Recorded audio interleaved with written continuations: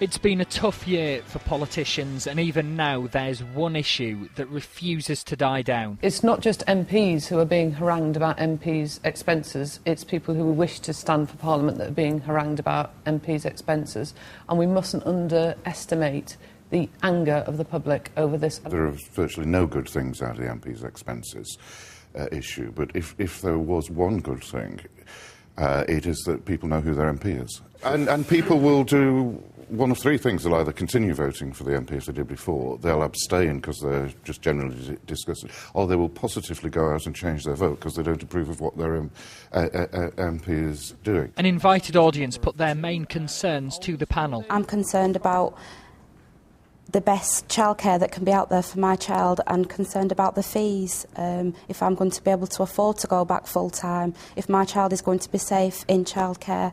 I live in Moss Side. We've been talking about apathy.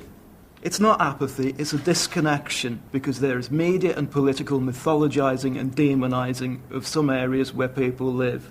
We had Mr Grayling talking about Moss Side as being like the Wire. It isn't. I live there. One of the reasons the Conservatives chose Manchester for their conference was because the North West is a key election battleground for them, and one of the experts thinks it'll be tough to win over. But you can win the North without winning the urban North, and the suburban North and the rural North may be the kind of target area for the Conservatives much more. I think that kind of central kind of the central kind of core of Manchester will be largely unaffected. Whichever party forms the next government will need to consider public spending cuts, knowing that tough choices will be needed on issues like transport. There's already a transport fund in place for Greater Manchester and certain extensions planned, but certainly there needs to be more in the future. I mean, the last time that there was any work on the Metrolink was, of course, when it was first built. If we don't get our act together, and I suspect it will have to be cross-party over that period of time, whichever government there is, we will not be getting the investment we need. And that's what I will be saying in the general election.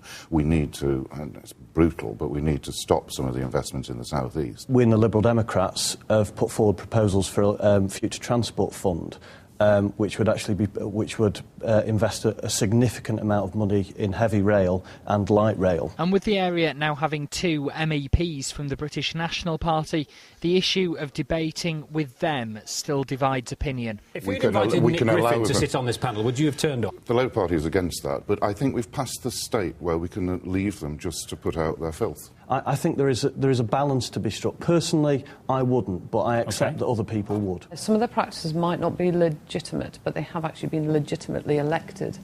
And therefore, you know, if we'd all just said, right, yeah, we'll debate with anybody, we wouldn't actually be having this debate and giving them the platform this morning. So, yes, I would. The full debate is online now. You can watch it all at channelm.co.uk.